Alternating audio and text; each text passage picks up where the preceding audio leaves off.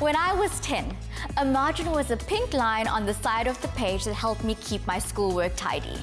But at that young age, Rabia Gur already had a practical grasp of the concept of the profit margin. Although still a teenager, she's already a highly successful entrepreneur with an incredibly busy schedule. How does a newcomer take on the well-established international giants, especially when the startup is a tiny business operated by a fresh-faced teenager? It was perhaps to Rabia Gur's advantage that she didn't have an MBA when she started off, so she couldn't be intimidated by the true scale of the challenge she had taken on. Instead, she relied on her instincts and her understanding of what her target market was looking for. And then, as a true child of her generation, she researched online to find answers to her questions. This was the beginning of what is now a hugely successful business. Starting a business is hard enough. It's even harder when you're 14 years old. But Rabia Gur took an idea and a passion and she turned it into a big corporate. Now, of course, living this lifestyle means you have to get up at the crack of dawn to catch her for a quick chat before she hops on a plane for an international business trip. Rabia no longer runs a one-woman show, but she's still a hands-on manager. Rabia, Hi. how are you? Good things in you. Good, thanks. This is absolutely amazing. Thank you. Thank you so much for coming. Starting a business at 14 years old, that must have been quite a challenge.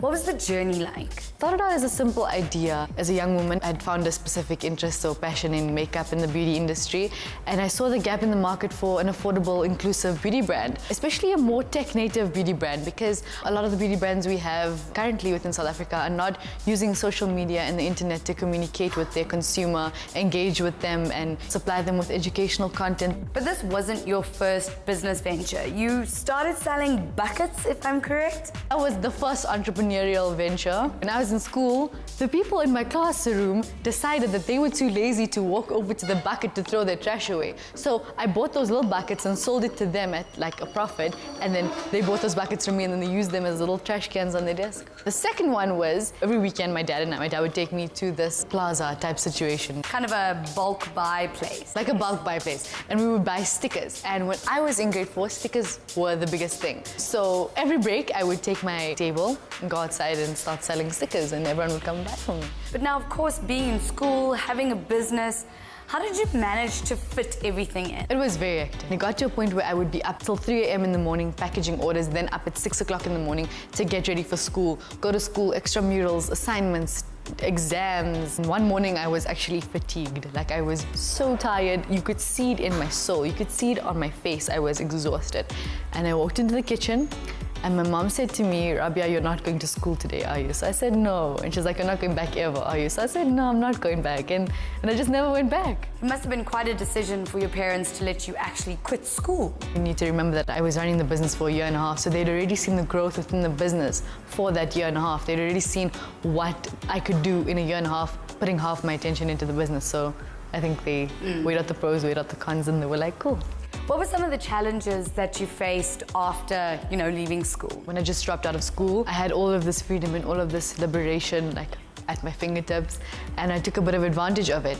And there were days when I would wake up at 11 a.m., watch TV like the entire day. And what I really appreciate about that dark period of time is the fact that my parents never got involved. In that, I realized for myself, like, one day I woke up and I'm like, you know what, I'm needing to do things. I'm needing to make things happen. Things are needing to happen in my life because I needed to prove myself 10 times over. I guess it was just that awakening that, like, you need to do something. Speaking of doing something, I actually have a meeting, so is it cool if we catch up in a little bit? Please. The members of Rabia's team have complete confidence in their teenage boss. By doing online research, Rabia learned everything she could about the production of cosmetics. This enabled her to create products that filled the gap between high-end and pharmacy brands. And with a supply side in hand, she could then focus on building her online business. Rabia has a grasp of the industry and the market that many CEOs would envy. Sorry about that. Not a problem at all. Who were the people that you're particularly trying to market to with your product? beauty is for him and her and they and them and everyone in between. There isn't really a specific person that we appeal to, or gender or race. Ideally though, our consumer would be tech native, very social media savvy, brand conscious. What are some of the biggest lessons that you've learned? As cliche as it sounds, take everything as it comes, one step at a time. Everyone has a goal and a vision. Everyone has somewhere that they want to be, and they have this idea stuck up in their head. And every time some of those things don't come through or happen, you beat yourself up about it. So just trust the process and trust that everything is taking its course and going to happen. What is your message to young entrepreneurs in South Africa? Sometimes the thing that you look at as your very disadvantage is actually your biggest advantage, right? So sometimes you might think, I'm so young and who would take me seriously? Or what if I fail? Sometimes that could be your biggest advantage because you're so young, you have nothing to lose. No one's really looking at you. My dad always says to me, the worst someone can say is no, or the worst that can happen is it doesn't happen. Yeah. So then what happens? Where do you see yourself in 10 years? I see myself as a much more wise, more educated, experienced individual. I see myself as a better manager of people. I see myself as a better team player and a better human being overall. Well, thank you so much for spending time with me today. And I know you have a flight to catch, so I don't want to keep you for too much longer. But I wish you all the best in your business. Thank you so much for having me, and I'm so sorry that I've got to run and I have such a short period of time. See, it just goes to show it doesn't matter how young you are. As long as you have a passion and a love for what you do, any obstacle can be overcome.